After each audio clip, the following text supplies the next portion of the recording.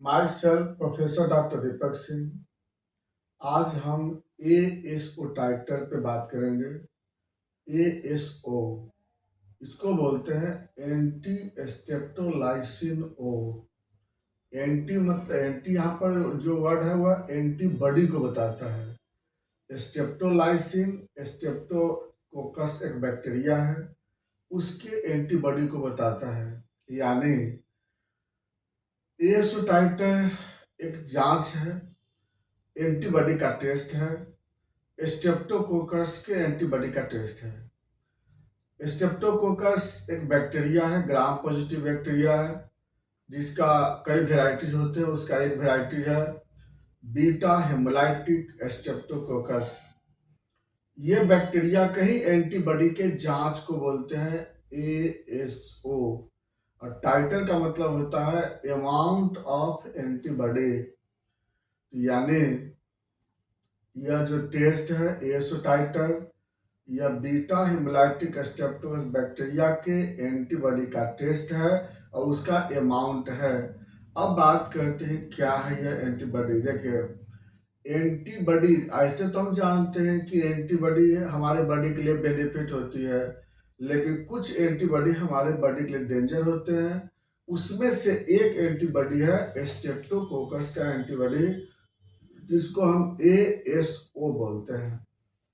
ASO एक antibody है, जो एंटीबॉडी एक बैक्टीरिया का है। वह एंटीबॉडी हमारे बॉडी में हानि करता है, डिजीज प्रोड्यूस करता है। इसी जांच को हम लोग एएसओ टाइटर बोलते हैं। अब यह है क्या? स्टेप्टोकोकस एक बैक्टीरिया है जो कि ड्रॉपलेट के माध्यम से हमारे थ्रोट में वह इन्फ्लामेशन करता है, जिसको सोर थ्रोट या फेरिजाइटिस बोलते हैं। बहुत बार लोग को पता चल जाता है उसके बारे में, कुछ लोग बहुत बार पता नहीं भी चलता है। जब ये बैक्टीरिया कुछ दिन तक परसिस्ट कर जाता है, उसका एंटीबॉडी बनता है बॉडी में। वह एंटीबॉडी का अमाउंट बॉडी में बढ़ते चला जाता है, जिसको हम एएसओ बोलते हैं। यह एंटीबॉडी बच्चों में 125 इंटरनेशनल यूनिट से ज़्यादा होने पर, एडल्ट में 150 इंटरनेशनल से ज़्यादा होने पर एएसओ एंटीबॉडी, जब भी यह 150 इंटरनेशनल यूनिट से ज़्यादा होगा, बच्चों में 125 इंटरनेशनल यूनिट से ज़्यादा होगा, तब यह एंटीबॉडी पहले ज्वाइंट के टिश्यू पर डिपॉजिट कर जाता है। और ज्वाइंट के टिश्यू पर डिपॉजिट करने पे ज्वाइंट टिश्यू पे क्रोनिक इन्फ्लामेशन करता है, जिसको हम लोग रोमैटिक अर्थराइटिस बोलते हैं। उसके बाद यह एंटीबॉडी हार्ट के वाल पे चला जाता है, जहाँ पर endocarditis, myocarditis, pericarditis, pancarditis and valve stenosis, चाहे mitral valve stenosis, aortic valve stenosis, tricuspid valve stenosis या पलोरी भाल्व स्टेनोसिस, सबसे कॉमन मिक्टल भाल्व स्टेनोसिस। यानी एएसओ के कारण हार्ट में कई तरह के डिजॉर्डर मिलते हैं, जिसको हम लोग आरएचडी बोलते हैं, रोमैटिक हार्ट डिजीज बोलते हैं। यानी अब सबसे ज़्यादा इसे भाग ज़्यादा गड़बड़ होते हैं इसमें।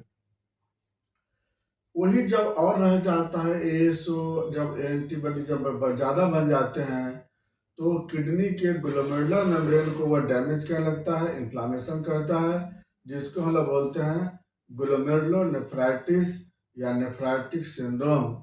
फिर यह एंटीबॉडी कभी कभी चला जाता है यह ब्रेन के बेसल गैंग्लिया पे, जहाँ पर रूमेटिक कोरिया प्रोड्यूस करता है। यानी एक एएसओ हमारे बॉडी पे कई जगह पर डिजीज प्रोड्यूस करते हैं, ज्वाइंट, हार्ट, किडनी, ब्रेन। कभी कभी यह स्किन पे भी एरिथ्मा मार्जिनेटम जैसा एक इरप्शन प्रोड्यूस करता है स्किन पर। तो एएसओ एंटीबॉडी यही है। यही एंटीबॉडी हमारे बॉडी के लिए हानिकारक होता है। ये जांच हम लोग ब्लड से करते हैं, ब्लड निकाल करके उसको क्लॉट करा के सीरम से जांच करते हैं, रिपोर्ट आपको मिल जाता है। अब रही बात कि इसका हम लोग इलाज कैसे करेंगे। ASO समझ गए कि ASO एंटीबॉडी को हमें नॉर्मल करना बहुत जरूरी है। अगर इसका लेवल हमें बच्चों में 125 से कम और एडल्ट में 150 से कम करना बहुत जरूरी है। कम कैसे करेंगे? कम करने के लिए सबसे पहले तो ठंडे पानी से बचना है। Cold drink, cold water, cold diet, ice cream, ये सबसे बचना होगा। ज़्यादा देर तक भीगे कपड़ा यूज नहीं करना है। बारिश में ज़्यादा देर तक आप भीगना नहीं है, तो ज़्यादा बारिश के पानी से गीले हो जाते हैं तो उस सब केस में भी ये बहुत जल्दी बैक्टीरिया अटैक करते हैं, हमला करते हैं। ये उस सब बहुत बड़ा कॉमनेस्ट कारण बनते हैं इसके। अब बात करते हैं इसका ट्रीटमेंट। इसके लिए हम क्या इलाज करते हैं? याद रखिएगा, ASO टाइटर अगर पॉजिटिव है, इसका 100% इलाज है। इसमें घबराने की जरूरत नहीं है। नहीं अगर इलाज कराएंगे तो आपका हार्ट डैमेज कर सकता है, आपका बेसल एरिया डैमेज कर सकते हैं, किडनी भी डैमेज कर सकती है। इसलिए इसको आपको जागरूक रहना जरूरी है। ASO टाइटर पॉजिटिव है तो घबराना नहीं है आपको। आप आसानी से इसका इलाज करवाइए, कुछ दिन के अंदर बहुत जल्दी ये ठीक हो जाते हैं। तो इसके लिए आप हमें टेस्ट भेजेंगे, रिपोर्ट भेजिएगा व्हाट्सएप पे, हम इसका रिपोर्ट को फिर देखते हैं। और अगर क्लिनिक पे आ जाते हैं तो आपको डायरेक्ट हम लोग एग्जामिनेशन करेंगे, फिजिकल एग्जाम करके दवा देते हैं इसमें। तो ये सोटाइटर के लिए हम दवाई क्या करते हैं? देखिए, सबसे नंबर 1 की दवा इसमें आता है स्ट्रेप्टोकोक्सिनम। स्ट्रेप्टोकोक्सिनम 200 पावर में आप डायरेक्ट भी उसको टंग पे ले सकते हैं या डिस्टिल वाटर के साथ मिला के सकते हैं।